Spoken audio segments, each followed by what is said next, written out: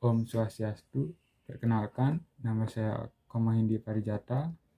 Saya mahasiswa dari Politeknik Ganesha Guru, jurusan Teknik Komputer. Terima kasih atas kesempatan yang diberikan pada saya. Pada hari ini saya akan mempresentasikan materi tentang menganalisa jurnal internasional. Baik, langsung saja kita ke pembahasan materinya. Baik, terima kasih atas kesempatan yang diberikan pada saya. Pada hari ini saya akan menganalisis artikel yang berjudul Tipe dan Fungsi Pertanyaan dalam Pembelajaran Bahasa Indonesia Kurikulum 2013. Yang pertama ada abstrak. Bertanya merupakan kegiatan penting dalam pembelajaran, khususnya pembelajaran bahasa. Hal ini dikarenakan pertanyaan dapat mengawali sebuah interaksi. Interaksi yang baik merupakan awal pembelajaran yang baik. Penelitian bertujuan untuk mengetahui tipe dan fungsi pertanyaan dalam pembelajaran bahasa Indonesia kurikulum 2013. Penelitian ini merupakan penelitian deskriptif, kualitatif, dan dengan metode padan yang dilanjutkan dengan teknik dasar pilah unsur penentu atau bisa disingkat dengan PUP untuk mengklasifikasi tipe pertanyaan berdasarkan pengamatan. Tipe pertanyaan yang sering digunakan guru secara berturut-turut yakni faktual, perceiving, dan initiation action, konseptual convergent, konseptual divergent, fouling, evaluative, dan actualizing.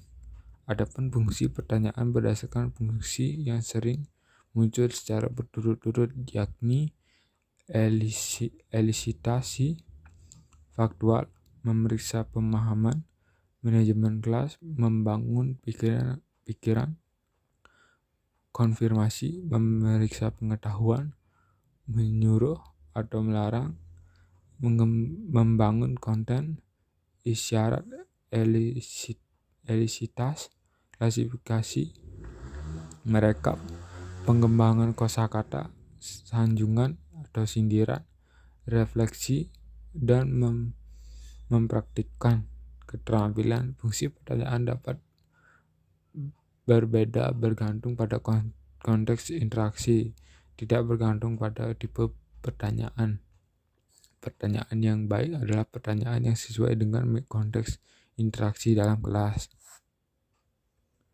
Selanjutnya ada metode penelitian.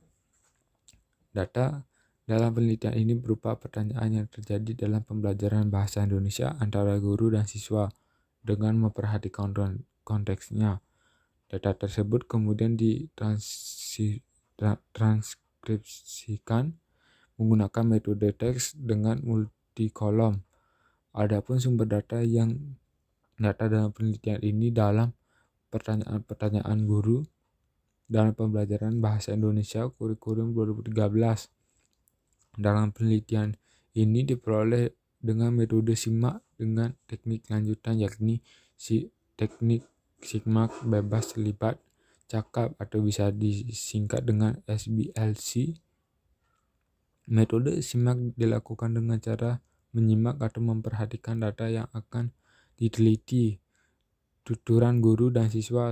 Selain itu, teknik rekam dilakukan dengan cara merekam interaksi dalam kelas.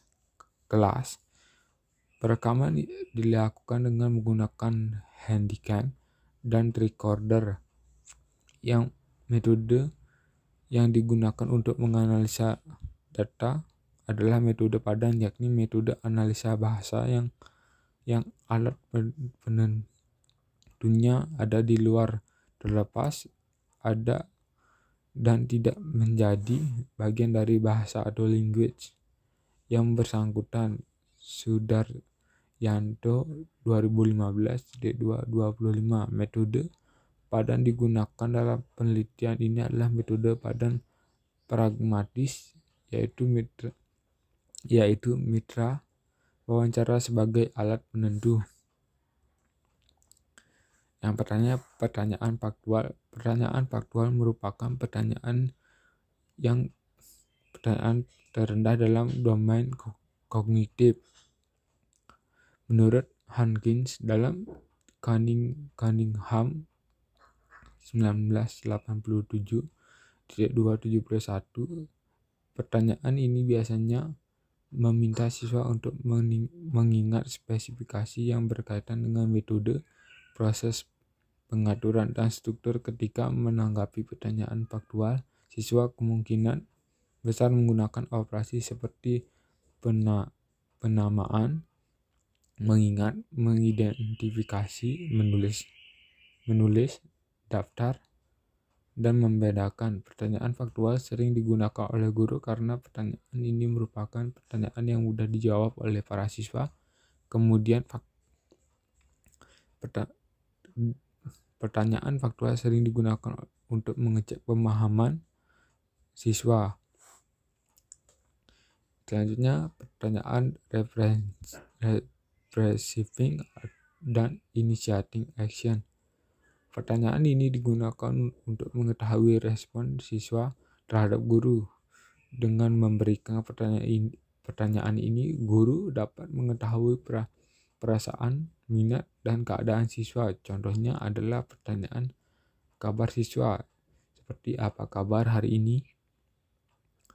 Perfecting dan initiation action seringkali lebih rendah daripada pertanyaan faktual karena siswa menjawab berdasarkan keadaan mereka saat itu. Tipe pertanyaan ini sering digunakan oleh guru karena dalam pembelajaran guru juga perlu menanyakan keadaan siswa, tidak melulu menanyakan hal-hal yang berkaitan dengan materi secara langsung. Pertanyaan konseptual konvergen. Pertanyaan konseptual konvergen merupakan pertanyaan yang membutuhkan tingkat pemikiran menengah. Pertanyaan ini digunakan untuk menunjukkan apakah siswa dapat mengatur dan memilih fakta dan ide, menggunakan konten informasi yang diberikan dengan suatu pertimbangan atau tidak. Dengan menggunakan pertanyaan ini, siswa akan mencari bukti untuk mendukung, memberikan alasan, dan menarik kesimpulan. Pertanyaan ini sering digunakan oleh guru karena pertanyaan ini digunakan untuk menyelidiki atau memperluas pemikiran siswa. Conceptual divergent. Tipe pertanyaan ini sering digunakan guru. Selanjutnya adalah pertanyaan conceptual divergent. Pertanyaan ini biasanya mendorong siswa untuk memikirkan cara-cara lain yang bersifat alternatif. Mudahnya, jika pertanyaan konseptual konvergen, jawabannya yang diberikan adalah siswa mudah diprediksi, sedangkan pertanyaan divergen susah atau tidak dapat diprediksi karena merupakan ide kreatif. Fouling. Pertanyaan tipe ini digunakan untuk mengetahui seberapa kuat siswa memegang nilai-nilai yang dimiliki dan mengaktualisasikannya. Pertanyaan guru akan berfungsi untuk membantu siswa memperkuat nilai-nilai yang dipercayainya. Meskipun hierarki pertanyaan fouling sejajar dengan pertanyaan konseptual, akan tetapi pertanyaan ini jarang digunakan oleh guru. Evaluatif. Pertanyaan ini tingkat pemikiran yang kompleks. Meskipun terkadang pertanyaan sederhana, pertanyaan ini mendorong siswa untuk mengungkapkan pendapat, validitas, hakim, dan manfaat dari ide atau solusi, memilih suatu nilai-nilai, membuat diskriminasi, atau mengambil posisi diri berdasarkan pada suatu masalah, atau mengevaluasi kualitas suatu produk. Actualizing. Pertanyaan actualizing merupakan pertanyaan yang dapat membuat siswa berpikir dan mengevaluasi atau mempertimbangkan kembali nilai-nilai yang telah dimiliki dengan nilai-nilai yang baru. Pertanyaan ini merupakan pertanyaan yang paling jarang digunakan oleh guru. Fungsi pertanyaan.